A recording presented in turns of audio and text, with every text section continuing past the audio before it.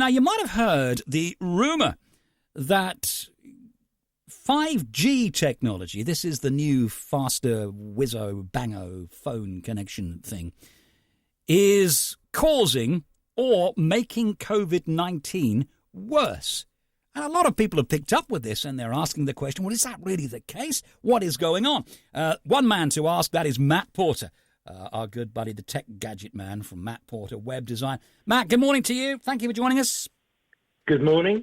So is there any truth, Matt, in this rumour that 5G is affecting the immune system and exposing us to a greater degree of COVID-19?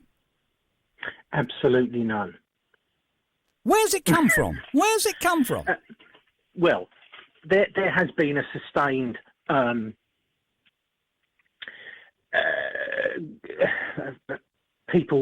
group of people who have been against 5G.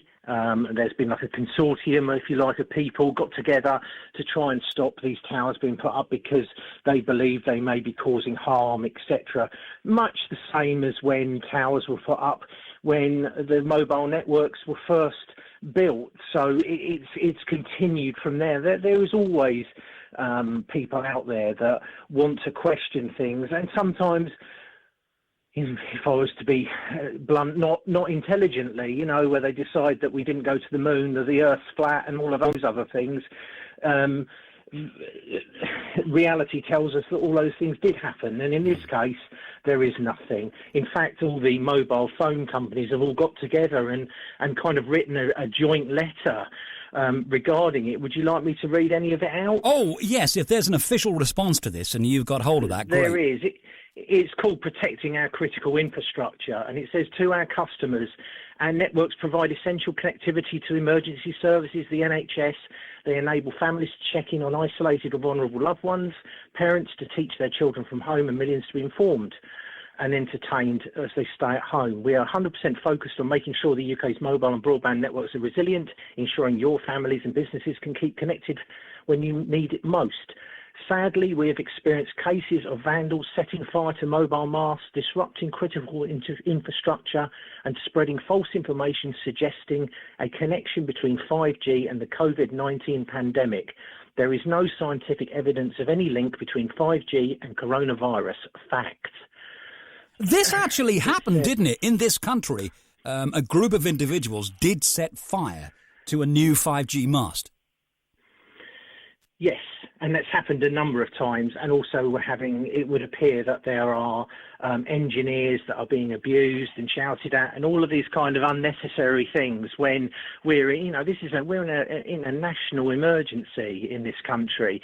The last thing we need are people going around taking steps which could cause harm to other people, you know what I mean?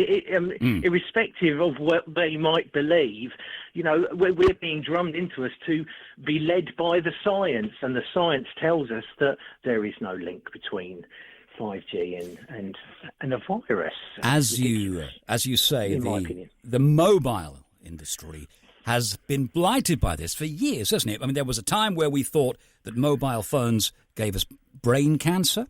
There was a time when it was suggested that living near a mast also did the same thing. So the mobile phone industry is not without its issues in that regard. But as we discovered when we spoke to you a couple of weeks ago, it is on a similar frequency. It's up there in the microwave range. So, you know, these are powerful broadcasts, aren't they? Yeah, I did watch a documentary or a short informational piece on the BBC a few weeks back, BBC Click actually, where they were talking about 5G and they put monitoring equipment in to see where harmful signals could be broadcast from, and they had them right next to the transmitters, and literally if any harm was to come to anyone, it's literally inches away from a transmitter, and you're not going to stand by a transmitter. It's dangerous. You're not going to stand next to a power line. It's dangerous. If you're far enough away, i.e. a few feet away, then it would appear the facts tell us that there is no danger. And that's always been the case. Anybody who's been anywhere near a pirate radio ship will tell you the story. Yeah. You can hold a fluorescent tube up against the transmitter and it will light up. So all broadcasting, if you're close enough to it, can give you RF burns, as they used to call it. But as far as you're concerned, Matt, there is absolutely no truth in this 5G causing COVID-19. The science tells us that it is not the case, and so do all the mobile phone companies as well. And it's incredibly dangerous to interfere with any kind of equipment like this. All you're going to end up with doing is injuring yourself if you're not careful. So no, there's no evidence. Rumours are rife then that one of the many rumours surrounding COVID-19 is that 5G, the new telecommunications technology, is having an effect on COVID-19, specifically the body's way of dealing with illnesses. You know, the immune system.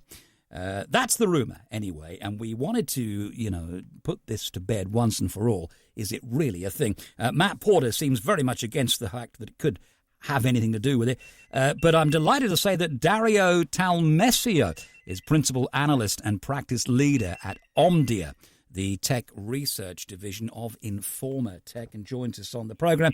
Dario, great to speak to you.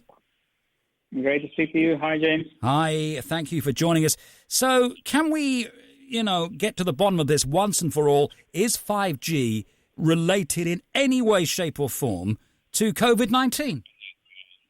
No, it's absolutely not. Not only is not related at all to COVID-19, it's not also related to any other health effects that have been accused of. The fact that is now some people are thinking that is the cause of COVID-19. It was preceded by the fact that some people were accusing 5G of any other illnesses in the past. Now, it looks like there's a group of people who just picks the most common disease and gives the 5G the fault for it. But it's definitely not. And this is not just from ourselves. It's mainly from research done by the World Health Organization and many, many, many other organizations out there. It must be frustrating when rumors like this go flying around the internet. It is, especially if you look at what service providers are doing at the moment. They're essentially keeping what's left of the economy running. So everybody who's shopping online, everybody who's learning online, entertaining online, keeping alive and working online, and then you have some people who are thinking that this networks are the cause of what we are experiencing. In fact, they are not the cause. They are the only thing that is alleviating and the way we feel at the moment. But unfortunately, it did not start with COVID. Unfortunately, there were a number of very minor activist groups that were already up against 5G for more than a year now. We've seen some demonstrations, and it's not just the UK, it's not just here. It happens in many countries. And we did warn service providers and operators. We advised them to make available as much as possible all this to explain what 5G really does and what 5G does not, because it was possible that this could have escalated, and in fact it did escalate. So if we can reiterate once more, take all the literature you have on the health effects of 5G and put it on regulators. Ofcom should and will and does have already some information you can find. The government needs to be super transparent.